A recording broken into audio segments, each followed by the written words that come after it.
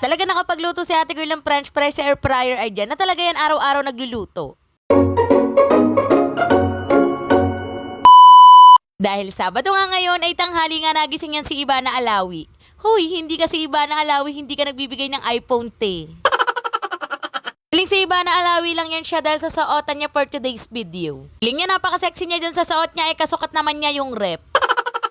Ali, ayan ang mga oras na yan, nandyan ang inyong Daddy Isko at nagpapaluto nga lang yan siya ng pagkain niya. Lug nga yung cravings niya pero wala naman siyang magagawa dahil ako yung magluluto. Di naman pati siya lugi sa ipapaulam ko sa kanya dahil meron putlong chicken nuggets at meron nga ding kaldereta. Literal nga na matutulog siya ng busog ate ko. Kaya nagsimula na nga ako mag-init ng kaldereta at ganyan nga ako mag-init ng meal prep ko. Bali sa mahinang apoy nilalagyan ko nga ng kaunting tubig. Di lang yung ilalagay na tubig pag mag-iinit dahil nako pag dinamihan mo ng tubig baka hindi na lasang kaldereta yan, lasang nilaga na yan.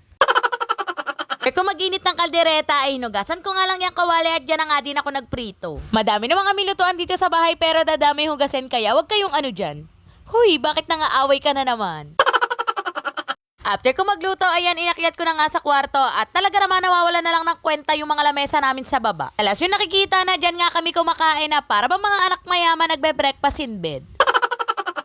Napakasarap nga ng tambay ko sa kwarto, dumating ang iyan nyo at naghahanap nga ng mantika. Nyos ko, nagkikrave pala sa price at gusto ay siya yung magluluto sa kawali. Gusto pa atang masuisnog itong bahay. Kaya ayan dyan na nga lang ako nagluto sa air fryer, tipid pa sa mantika. Luto lang din yung iyan nyo ng hotdog at ayan sabay na nga sila ng pinsan niyang kumain. Daming ang gulay na meal prep sa rep pero cravings na nga ay hotdog kaya ayan pinagbigyan ko na. Kasi lagi ate ko siguro 3 beses sa loob ng 2 linggo. At eto natapos na nga din ako ng pagluluto ng fries sa air fryer at iniligay ko na nga dyan sa Tupperware na merong flavor na barbecue. Konti na nga yung powder pero mas okay nga yun dahil hindi ko nga pinapakain si Ian ng mga ganyong ma-powder. Ayan, tinikman ko nga yung fries na pag-ibit pa yan siya. Paano ba naman ang tigas dahil sobrang ayon siya ng luto. After magluto ng fries, nakatulog nga ang babae ng mga 2 oras at ayan pagkagising ay cellphone nga agad yung hinawakan. Pero naman ate ko nandyan yung trabaho natin kaya ayan bago kumilos si ate girl ay magche-check nga muna yan ng cellphone.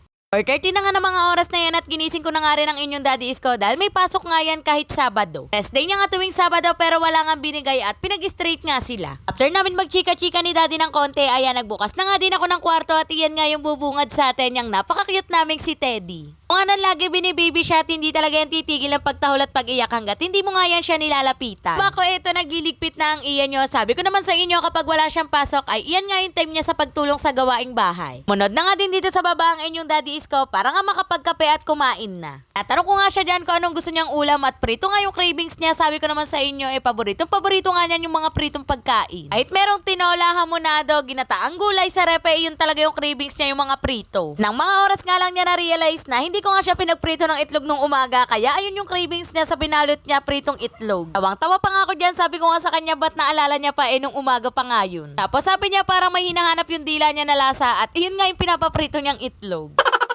Ayan, nahanda ko na nga yung mga pagkain ni Daddy at binigyan ko nga din siya ng gulay. Iyan nga yung corned beef na may repolyo na pinaasiman ko. Habang kumakain nga si Daddy, ayan, nagsaing na nga ulit ako at sinabay ko na nga din yung pag-i-steam niyang siomay. Homemade siomay nga yan, gawa ko nga yan. O diba sabi ko sa inyo, gumagaling na talaga sa pagluluto si ate girl. Pero pagdating sa pagbabalot ay naku, wag yun ang pansinin yan dahil iyan nga yung sunod kong pag-aaralan. Fast forward, papasok na nga ang Daddy na ibigay ko na nga rin yung kanyang baon dahil kapag panggabi nga yan ay hindi ko yan siya dinadala na pagkain dahil naku, 10 PM pa yung break time, may pahinga ko na yun. No, hanggang dyan na lang muna, i-follow mo ako para sa mga next mini vlog natin. Bye!